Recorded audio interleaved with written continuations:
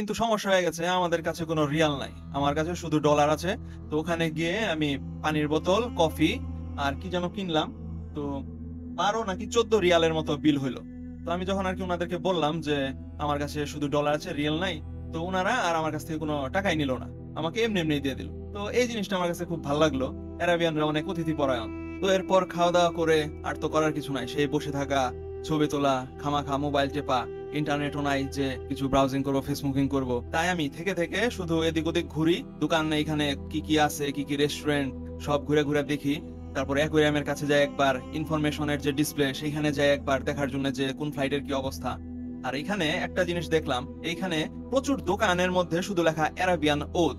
এই অ্যারাবিয়ান ওদটা যে কি জিনিস বুঝলাম না, এটা কি তেল নাকি পারফিউম, এটা কি জিনিস?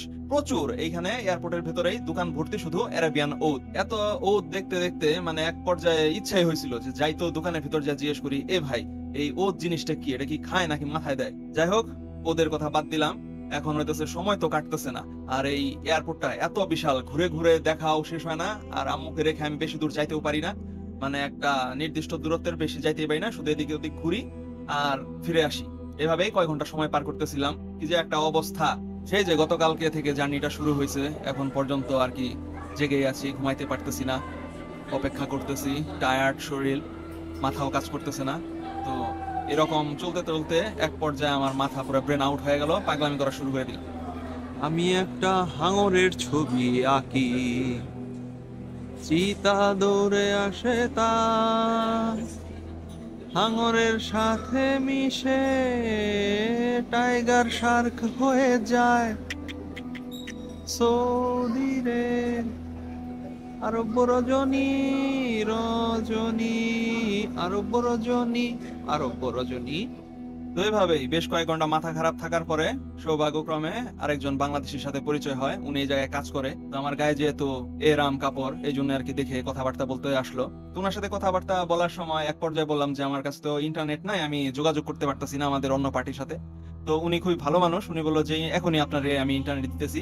ওনার কাছে যে ফোন আছে এই দেশের আর কি সিম, সেটা দিয়ে আমাকে দিল রেজিস্ট্রেশন করতে। রেজিস্ট্রেশন করার পরে তারপর ইন্টারনেট অ্যাক্সেস পেলাম। তো আমি ওনাকে অনেক ধন্যবাদ দিলাম।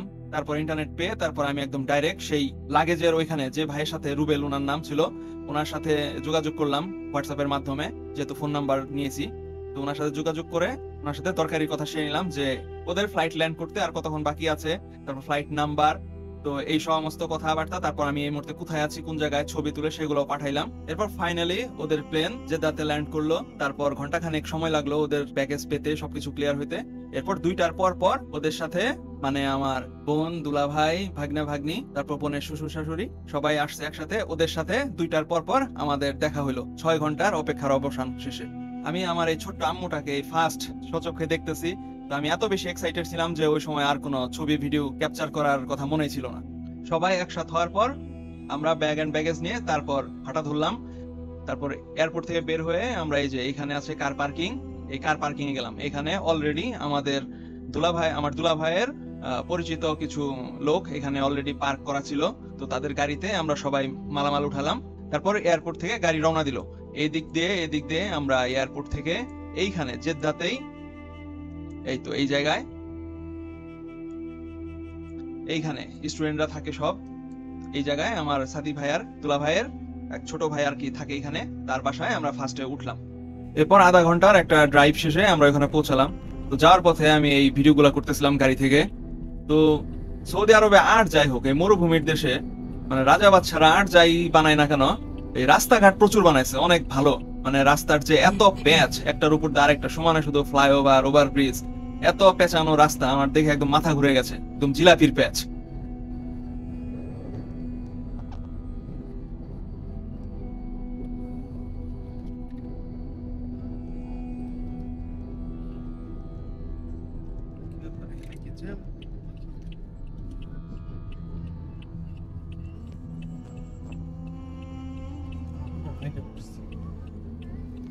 গাড়ির চাপ বেশি।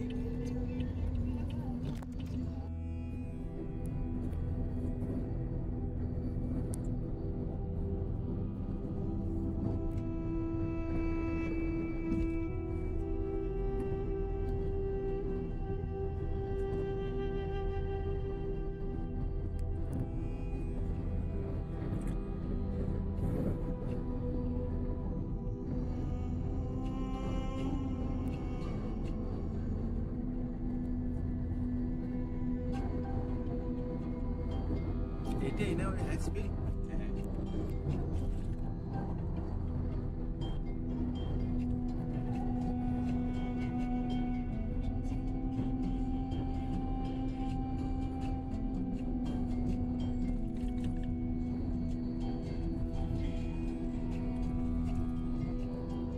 তো এই জায়গায় পৌঁছানোর পরে এই যে এই 13 নাম্বার বিল্ডিং যেটা 213, এটাতে আর কি আমরা উঠছি।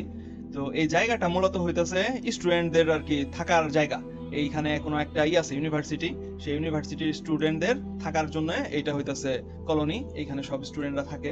তো এখানে পৌঁছানোর পর আমরা তো সবাই এত টায়ার্ড ছিলাম, শুধু হাত মুখ ধুয়ে খাওয়া দাওয়া করলাম, খাওয়া দাওয়া করে দিলাম একটা ঘুম। এমন এক ঘুম দিলাম, একদম সন্ধ্যাবেলায় উঠলাম ঘুম থেকে। তখন বাজে হচ্ছে 7টা কি 8টার মতো বাজে, রাত 7টা 8টার দিকে ঘুম থেকে উঠলাম। ঘুম থেকে ওঠার পর ফুল একদম রিচার্জ। তো তখন সাফা ঘুমেছিল কিন্তু সাইফান জাগনা ছিল, এই জন্য এত বছর পর আবার সাইফানকে পেয়ে আমি তো একদম খুশিতে পাগল হয়ে গেলাম। এর আগে যখন সাইফানের সাথে আমার দেখা হয়েছিল 2019-এ, ও বাংলাদেশে আসছিল, তখন ও অনেক ছোট ছিল, মাত্র 3 বছর। তো সাইফানকে পেয়ে ওর সাথে অনেক দুষ্টামি করলাম। আমাদের পাপ্পু কই? Where is our Pappu? এই যে এই যে এই যে আমার পাপ্পু, এই যে সাইফান, ওই যে আমাদের পাপ্পু দৌড় দিল। হাই হাই রে সাইফান, দেখ তাকাও। সাইফান এই যে দেখ দেখ এবিসিডি।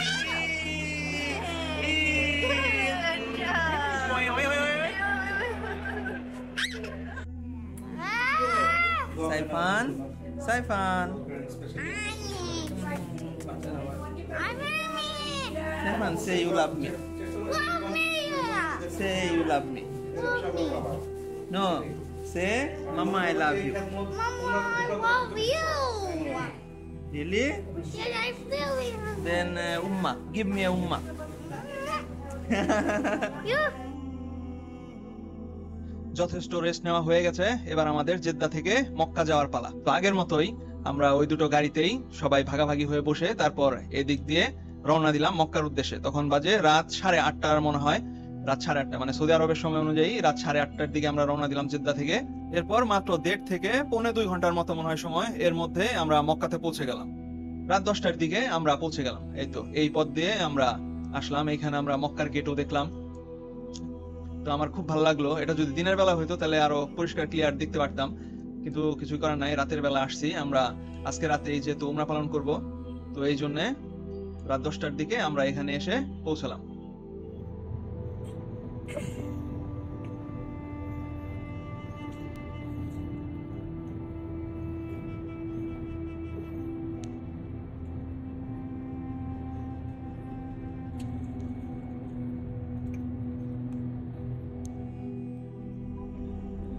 এই তো এখন বাজে মনে হয় রাত প্রায় 9:30।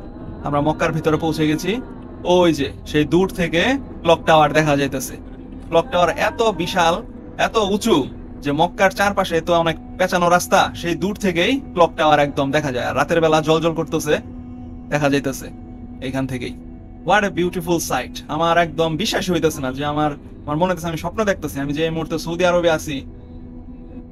একই বছর এই 2023-এ একই বছর দুইবার বিদেশ ভ্রমণ করলাম। প্রথমে হিন্দুস্তান গেছিলাম, সেটা খুব একটা বেশি ভালো লাগে না ওই হিন্দুস্তানে যে। এবার আসছি আমাদের হোলি প্লেস, হোলি ল্যান্ডে, মক্কাতে। তো এবার এসে অনেক ভালো লাগতেছে। মক্কার সেন্টারের দিকে যত এগোইতেছি ক্লক টাওয়ারটা আস্তে আস্তে তত বড় হইতেছে। টোটালি আনবিলিভেবল, আমার বিশ্বাসই হইতেছে না। 24 ঘন্টার ব্যবধানে, মানে গতকালকে এই সময় কোথায় ছিলাম আর আজকে মাত্র এই 24 ঘন্টার ব্যবধানে কোথায় আছি, চোখের সামনে কি দেখতেছি, টোটালি বিশ্বাস করতে পারতেছি না আমি। আর মাত্র কয় ঘন্টার ব্যবধানে আমরা মক্কার বাইতুল হারামে প্রবেশ করব, আজকে উমরা পালন করব আজকে রাতেই। তো এটা টোটালি আমার কাছে স্বপ্নের মতো লাগতেছে যে সেই ছোটবেলা থেকে টিভিতে আজানের সময় যে মক্কা শরীফ দেখতে দেখতে বড় হয়েছি, কখনো ভাবি নাই যে এত তাড়াতাড়ি এইখানে আমি যাইতে পারবো। আমি ভাবছি হয়তো এখানে যাইতে যাইতে আমি বুড়ো হয়ে যাব, কিন্তু এটা আল্লাহ ভাগ্যে রাখছিল, তাই সম্ভব হয়েছে। সুবহানাল্লাহ।